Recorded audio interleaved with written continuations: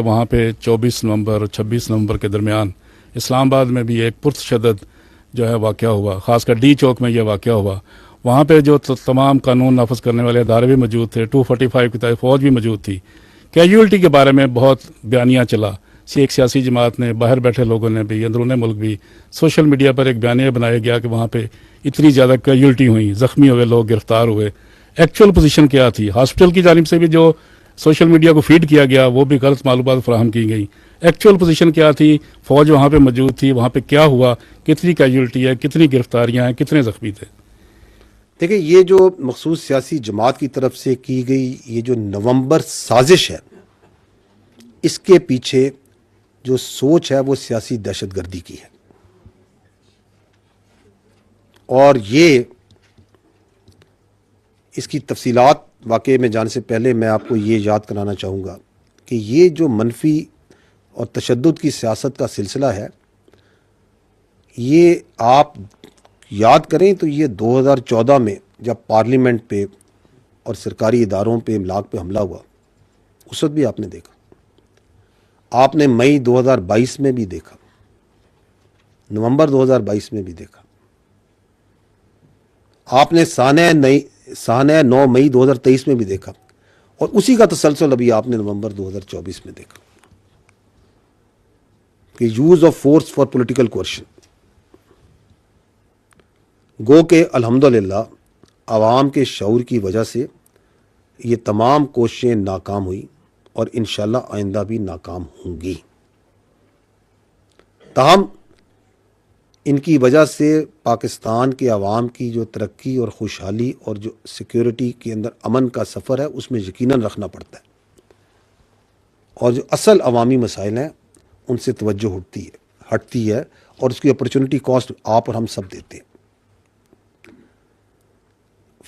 اس واقعے کے بارے میں 1 دسمبر کو 2024 کو وزارت داخلہ نے مفصل اعلامیہ جاری کیا تھا، جس میں انہوں نے یہ بتایا تھا کہ جو پاکستان کی فوج ہے وہ اس پورے واقعے میں اس پرتشدد ہجوم کے ساتھ بالکل ڈائریکٹ کانٹیکٹ میں نہیں آئی، اور نہ ہی اس کو اس پرتشدد ہجوم یا رائٹ کنٹرول کے لیے تعینات کیا گیا تھا. فوج کی تعیناتی صرف ریڈ زون تک محدود تھی، اور خصوصاً جب وہاں پہ دوست ممالک کے اہم وفود بھی موجود تھے.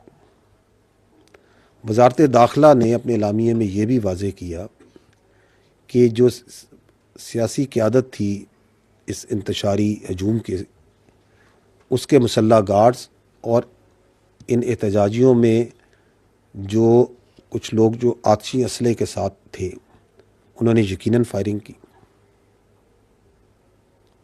اور آپ نے، ہم نے، سب نے میڈیا پر، سوشل میڈیا پہ وہ آتشی اسلحے دیکھا بھی، اور بھی بہت طرح کے ہتھیار دیکھے جو ان کے ساتھ، جن سے وہ مسلح تھے.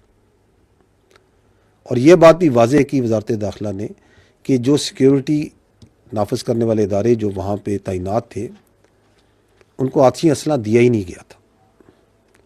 اور جب وہ سیاسی قیادت وہاں سے بھاگی، مفرور ہوئی، تو آپ نے دیکھا کہ ایک پہلے سے تیار شدہ سوشل میڈیا کانٹینٹ اور فیک کانٹینٹ کو بڑی سپیڈ کے ساتھ ڈالا گیا، جس کا مقصد یہ تھا کہ بے بنیاد الزامات لگائے جائیں، تاکہ یہ جو بے معنی ہنگامہ رہی ہے اور یہ سیاسی جگہ صحیح ہے، اس سے ایک تو توجہ اٹھائی جائے، اور جو پہلے سے جاری شدہ سیاسی انتشار اور معاشرے میں خلفشار ہے اس کو مزید بڑھایا جائے. دیکھیں، قانون جو آئین ہے ہمارا اور قانون ہے، یہ بالکل اجازت دیتا ہے کہ آپ پرامن احتجاج کریں. آزادی ہے، حق ہے، جو آپ کی آزادی ہے اظہار رائے ہے اس کا حق بھی دیتا ہے. لیکن یہ تمام جو حقوق ہیں یہ کسی قاعدے میں اور کسی قیود کے تحت ہیں. اگر آپ کیلوں سے لگے ڈنڈے لے کر، آتشی اسلحہ لے کر، ٹیئر گیس شیل لے کر دھاوا بولتے ہیں، پولیس اور رینجرز پر حملے کرتے ہیں، ان کو شہید کرتے ہیں، تو یہ سیاسی احتجاج نہیں، یہ سیاسی دہشت گردی ہے. اور اس کو کوئی قانون اس کی اجازت نہیں دیتا. اگر ہم مسلح جتھوں کو لے کر وفاق پر حملہ آور ہو جائیں اور اس کو سیاست مان لیں تو کل کوئی بھی گروہ، کوئی دہشت گرد پیسے کے زور پہ، اسلحے کے زور پہ، طاقت کے بل بوتے پر اپنی سوچ مسلط کرے گا.